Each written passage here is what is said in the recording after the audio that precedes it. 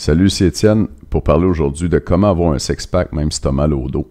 Puis ça, c'est une affaire que j'ai vu vraiment souvent. Des gens qui commencent à s'entraîner ou qui recommencent à s'entraîner puis qui ont mal au bas du dos. Puis surtout quand ils font leurs abdos. D'ailleurs, j'ai une cliente qui a recommencé la semaine passée. Puis elle a mal au dos. Elle m'a dit le lendemain, j'ai mal au dos. J'étais comme, c'est correct, c'est normal. C'est ça que je veux dire aujourd'hui. Le bas du dos, c'est probablement la région, en tout cas, d'après mon expérience, là, c'est la région où il y a le plus de gens qui ont une faiblesse. Qui ont mal au bas du dos tout le temps, ou pour rien, ou pour un rien. Ils vont faire un petit effort dans leur journée, puis là, ils ont mal au bas du dos après, sont courbaturés au bas du dos. Il y a un sentiment une sensation de tension, de congestion, un inconfort là, dans le bas du dos facilement. Puis, donc, t'es pas le seul, tu sais, si tu me dis que t'as mal au dos. D'ailleurs, dernièrement, dans le sondage que j'ai passé, là, j'arrête pas de regarder là parce qu'il est ici. C'est le bon vieux sondage, je vais le montrer la semaine passée aussi. Il y a plein de gars, là, je dirais, il y a 10% des gars qui m'ont dit que ouais, j'ai pas de six-pack parce que je peux pas entraîner mes abdos parce que j'ai mal au dos. Fait que, m'a arrangé ça, moi, tout de suite aujourd'hui. Le truc, si t'as mal au dos, c'est de l'entraîner ton dos.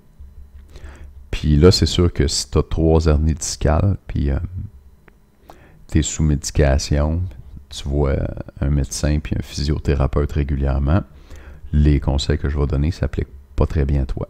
Suis les recommandations de ton médecin puis de l'équipe médicale qui est avec toi. Par contre, si tu es comme ben des gars là, qui ont juste mal au dos puis qui font rien, puis qui se disent bon, c'est pas si grave que ça, je vais être correct. Effectivement, c'est pas si grave que ça. Puis, je pense que tu peux te guérir toi-même. Pendant mon bac, j'ai un grand spécialiste des douleurs de dos qui m'a donné 2 cours. Il s'appelle Yvan Campbell. Je pense que c'est la sommité au Québec là-dessus. Il donne des formations sur la gestion des douleurs chroniques au dos, puis toute la kit. Il est vraiment bien connu. Il a fondé l'Institut de kinésiologie du Québec, entre autres. En tout cas, ce gars-là, il nous apprend, puis il apprend aux physios, puis aux ergos, puis à tout le monde qui va dans ses cours que la solution pour traiter une douleur lombaire, un mal de dos, c'est l'exercice. C'est ça qui est recommandé par les médecins. Tu as mal au dos, entraîne ton dos. Puis la logique, c'est que tu vas habituer ton dos à faire un effort, quand même un grand effort, un effort difficile. Ça, c'est pendant tes workouts. Puis après ça, dans la vie de tous les jours, tout ce que tu vas faire, ça va être facile en comparaison. Fait que ton dos, il va être comme, il n'y a rien là, puis tu n'auras plus mal. Dans les cas de douleur de bas de dos, il y a aussi un phénomène de sensibilisation ou d'hypersensibilisation. Puis je pense que c'est vrai pour peut-être toutes les douleurs chroniques. Quand tu as tout le temps mal quelque part, Yvan Campbell, il disait, la douleur, ça devient ton ami. Tu sais, mon ami, la douleur. Puis là, tu te lèves le matin, puis là, tu feels ton dos, tu sais. Tu dis, ouais, ce matin, c'est pas si pire. Puis ta douleur, elle devient familière. Puis tu la sens tout le temps, puis tu y portes souvent attention. Quand tu viens pour forcer, tu checkes ta position, là, tu te prends une bonne posture, tu fais attention pour pas te blesser davantage. Puis tu penses à ta douleur plusieurs fois par jour. Puis si c'est une douleur moyennement forte ou pire, tu l'as toujours en arrière-plan dans ta conscience. Tu es toujours là en train de te déranger. Fait qu'il paraît que le système nerveux développe plus de capteurs de la douleur dans la région concernée. Tu sais, ton corps, il s'adapte à ce que tu lui demandes de faire, si on veut. Puis quand tu fais tout le temps attention à ta douleur, ben, il devient meilleur pour te dire comment elle va. Puis là, il se développe comme une hypersensibilité dans cette région-là, à ta douleur. Puis dans ton cerveau aussi, les connexions se font mieux. Fait que tu sens vraiment ta douleur, tu la sens vraiment bien, même si au niveau mécanique, au niveau tissulaire, dans la région, ce que tu fais, c'est pas nécessairement dommageable. Ça serait pas nécessairement douloureux si tu n'avais pas eu toute cette historique de douleur-là. Ben, pour toi, ça va te faire mal quand même. OK? Puis, c'est très délicat, là. Fait que si tu as mal au dos, je suis pas en train de te dire garoche-toi dans un programme d'entraînement intense, là. Si tu as une faiblesse ou une vieille blessure, il faut quand même la respecter. Mais faut pas éviter totalement de bouger puis de faire l'exercice d'entraîner ton dos pour le renforcer, parce que c'est seulement en le renforçant que tu vas te débarrasser de cette douleur-là. Moi, je me souviens, j'avais travaillé avec une infirmière. C'était la blonde d'un infirmier avec qui je travaillais, en fait. Puis elle apprenait des Dilodyl à tous les jours.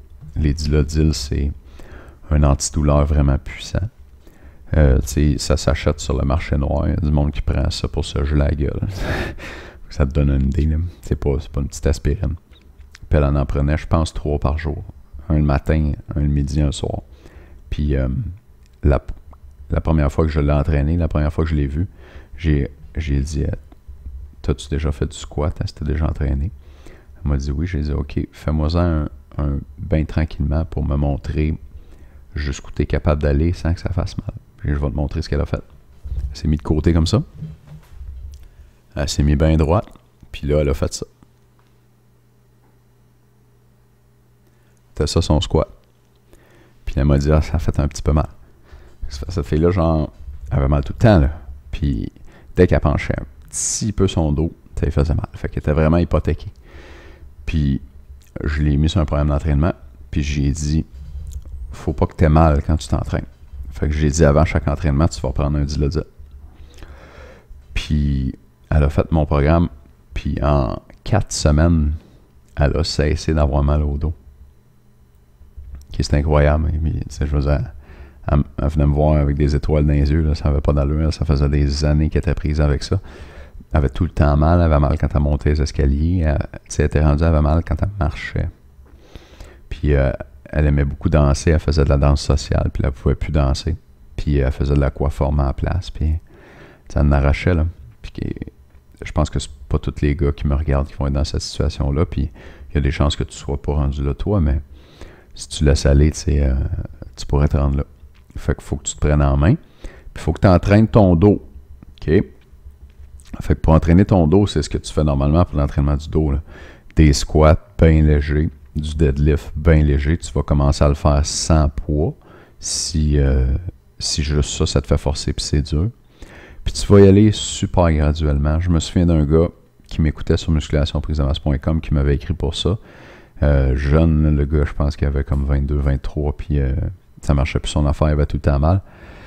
Puis lui, ce qu'il faisait, c'est que quand il avait mal au dos, il arrêtait de s'entraîner. Puis il avait mal dans la vie de tous les jours aussi. Puis là, à un moment donné, ça se replaçait tranquillement, parce qu'il s'était pas entraîné depuis comme 2-3 semaines.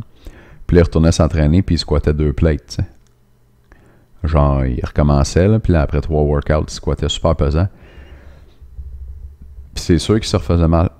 Puis quand ton dos il a été blessé comme ça, tu ne dois jamais appliquer la philosophie de l'entraînement en bodybuilding normal, que tu te pousses au maximum. Faut pas que tu te pousses au maximum. Là. Tu te pousses jamais au maximum. En fait, moi je dis que quand tu commences à ressentir de la fatigue dans ton dos, pas de la douleur, mais de la fatigue, tu en as fait assez pour ton entraînement. Puis, quelqu'un qui recommence, là, d'une manière générale, je donnerais genre 2 séries de 5 squats, pas de poids. Puis 2 séries de 5 deadlifts, pas de poids. Tu sais, tu peux faire ça à la maison, là. Puis c'est ça que j'ai fait avec ma nouvelle cliente la semaine passée, puis elle a eu mal au dos le lendemain quand même. Fait que tu repars de loin, puis il faut que tu commences bien graduellement. Puis tranquillement, tu vas guérir ton mal de dos. Puis tu vas pouvoir entraîner tes abdos avec pour finir par avoir un six-pack. Quand tu entraînes tes abdos, c'est sûr que ça fait mal au dos parce que il y a des muscles qui sont attachés sur le devant de l'os de la cuisse qu'on appelle les fléchisseurs de la cuisse et fléchisseurs de la hanche, en fait. Fléchisseurs de la cuisse sur l'articulation de la hanche.